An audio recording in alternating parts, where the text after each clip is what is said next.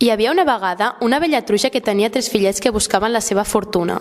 El primer porquet va veure un pagès que portava molta palla. Coeso, Va dir al porquet. em pots donar palla per construir la meva casa? Va donar-li la palla i va construir la casa. Llavors, un malvat llop que caminava per allà va trucar a la porta. I el llop va cridar. Porquele, meinere cine. El porquet, que tenia por del llop, va respondre. Non per coman, menti.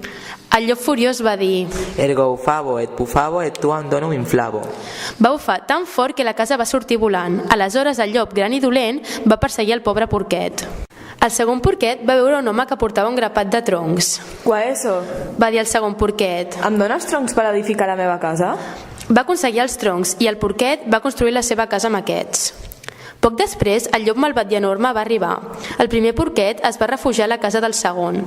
El llop va anar a la casa feta de troncs i va dir. Porquele, meinere cine. El porquet espantat va dir. Non per coman, menti. De seguida el llop va cridar. Ergo pufavo et tu em dono un inflavo. I va bufar i la casa de fusta va ensorrar. Els 2 porquets van anar corrent a la casa del tercer.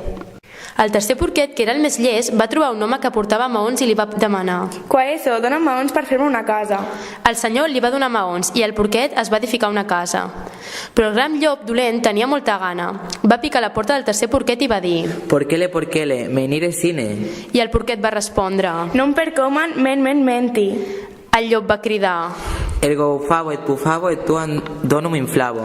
I va bufar i la casa de maons no es va ensorrar. Com que bufava i la casa no s'ensorrava, es va enfadar molt i va dir. Porquets, sé on hi ha uns quants naps. On? Van preguntar els porquets que els agradaven molt els naps. Al camp d'en Marc, em puc pensar si us puc portar al migdia i anar a recollir els naps. Fantàstic! Van dir els porquets. El llop malvat i gran se'n va anar, però el matí següent els porquets estaven llestos a primera hora del matí. Van anar a collir els naps i van tornar cap al migdia.